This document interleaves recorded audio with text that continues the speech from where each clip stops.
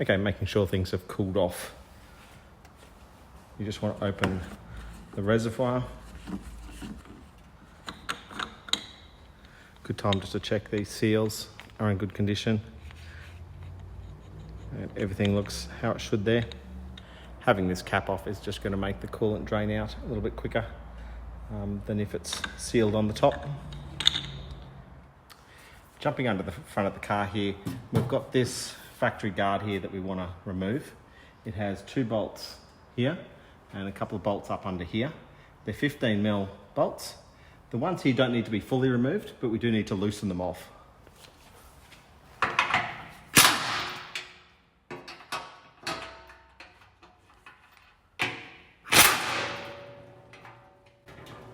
You can see now the front guard here is loose. Once you've undone these 2 back bolts, we now need to look at the front here. And there are 2 bolts, and they're a little bit hidden by the bumper bar.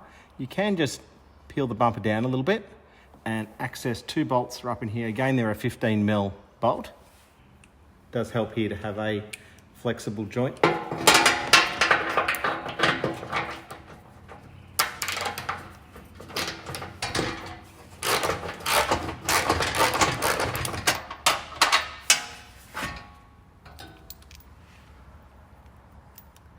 And that's the bolt that you will remove. And there's another one here just to this second side.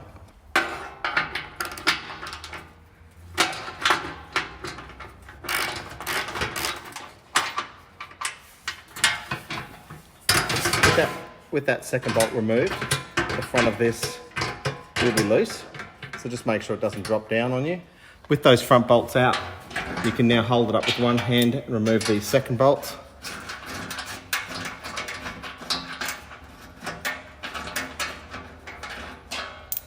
And the front of this can be lowered out. Watch out for the dust and dirt that'll be sitting on it. Now this second tray will be a little bit loose, but it is still bolted up here, so it's not going to fall. Now with that guard removed, if you look along to the left-hand front here, the bottom of the radiator, we have a drain point. This drain point is pretty easy to access once the guard is removed, but it's impossible to get up here with that guard still in place. There's a small outlet that it drains from in here, but I'm just going to let it drip and fall onto there. This needs to be undone. It is quite tight. You might need a pair of pliers. Bear in mind that you are working with plastic, so you shouldn't need to force things too much.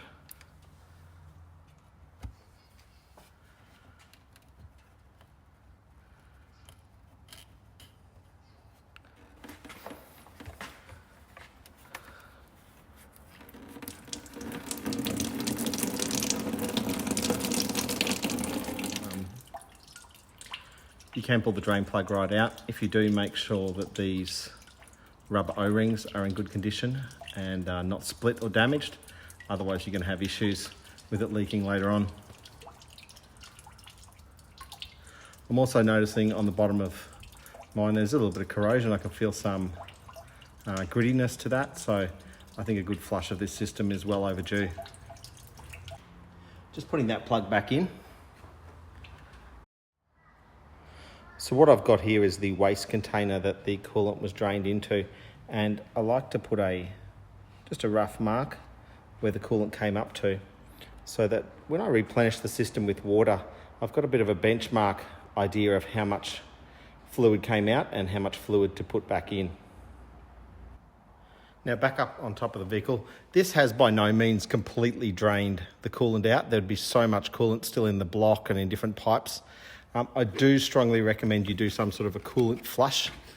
So pick whatever brand it is that you prefer to use.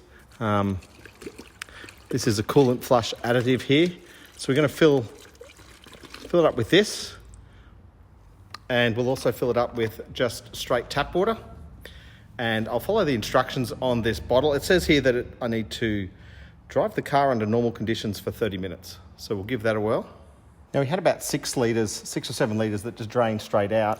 So I'm just going to use one of these old coolant bottles that I have that's empty, just to start filling the system up with water before I take the car for a drive.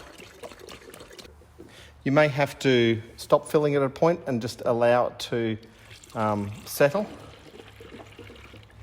But because I measured how much coolant came out, I know that I'm needing to get about 6 litres back in just to get it to the point that it was at previously.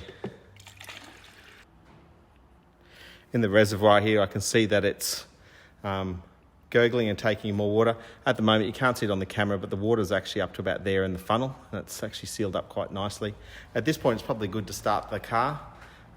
With the engine running, it's going to draw in a whole lot more water through the cylinder block and through the radiator. It may need to idle for a while before that water drops down. It's also a good idea to have the heater turned on and the heater running so that the coolant is flowing fully through the heater core as well.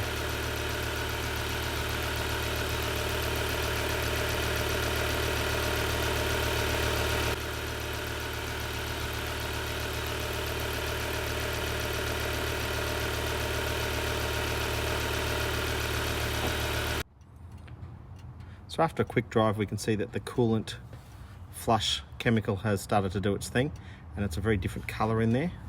But we still want to fully flush this out as much as possible. So again, wait for it to cool off, and then we'll take the cap off. Still a little bit of pressure in there. And what we're going to do is we're going to drain from that plug again at the bottom of the radiator. And this time I'm just going to be filling it up with fresh water from the hose and just flushing as much of this old coolant out as possible. So this time I've got the car on the ground. I'm just mindful of where this coolant is going to drip to. You don't want it to go down drains or anywhere that's going to cause a problem.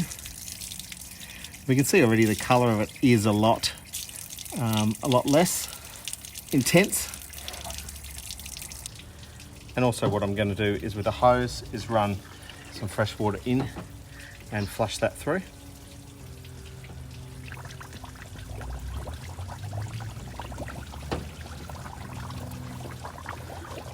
Quite happy for it to spill out over the top as well. And we can see the coolant coming out of here now is quite clear.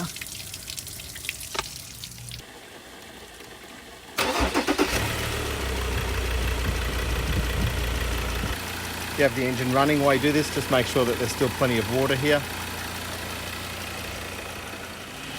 The runoff coming out of this now is really quite clear. Now with the engine off, we'll allow this water just to fully drain out. I've removed the radiator drain completely, just so it drains as freely as possible. And we'll just let that drain all the way out.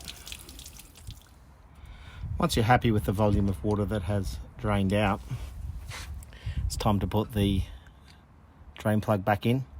Make sure that these O-rings are in good condition. There is a washer here. Make sure it doesn't get bound up on that washer as it goes in. That washer needs to be sitting up tight against the drain plug. Again, remember it is a plastic component. It doesn't need to be tightened up with a big pair of pliers as tight as you can. But you do want it up firm because you don't want it obviously coming undone and leaking. So I'm using Penrite brand coolant. Now this is a concentrate, so it actually needs to be made up. It's a ratio of 50-50, so 50% of this coolant and 50% demineralized water.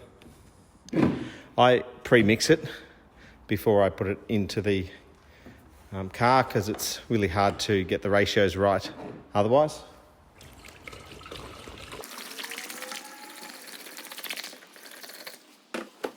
So now I've got a 50-50 mix.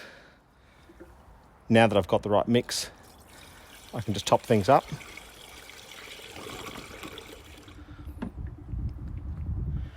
We can hear that gurgling in there. It will take a while. In the meantime, I can mix up some more coolant. I sometimes mix the coolant up just a fraction stronger than recommended because I know that there is still water within the system. Now that that's settled, I can try and get just a little bit more in.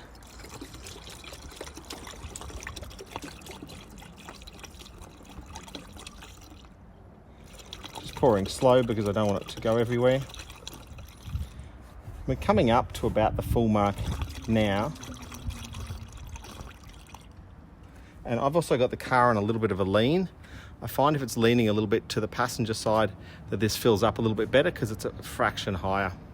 At this point, we'll start the car up and just continue topping up for a little while.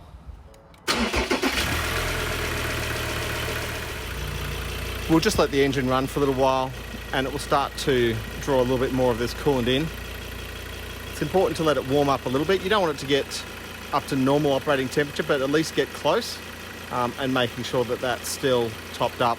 I can see some bubbles and some gurgling happening, so I know some coolant's moving through. Although this is a little bit over full at the moment, I'm confident that it will drop down a little bit once the thermostat in the engine opens up and all those coolant passages have coolant flowing through them.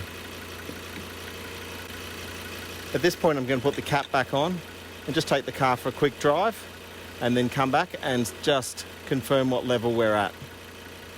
Now, after a little bit of a drive, this is where the level is sitting for me. That's still a fraction high, but the coolant is hot at the moment, so the coolant does expand as it heats up. So I want to check that probably first thing in the morning or after at least a few hours where it's had the opportunity to sit and cool down. Once you're happy with how everything has been drained out, it's time to put this guard back in place. So the easiest way to do it is to sit the front up into its position, hold the back up to roughly where it should be, and just get these bolts in finger tight.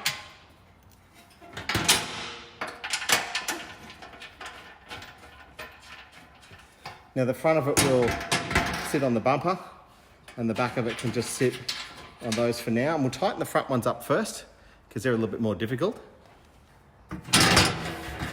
With it sitting up there like that, kind of sit the bolt on 2 fingers, squeeze my hand up in there.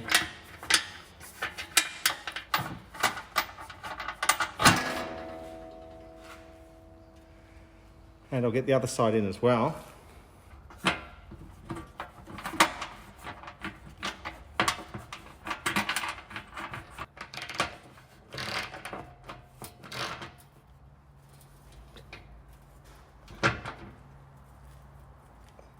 Make sure they're done up tight.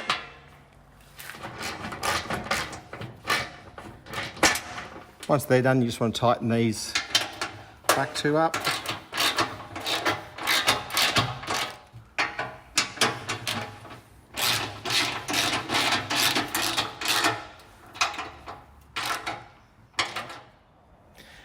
Over the coming days, this level might go down a little bit, so do keep a close eye on it and make sure you keep things topped up. Hey now, thanks for watching. Make sure you check out some other videos and leave any comments or questions below.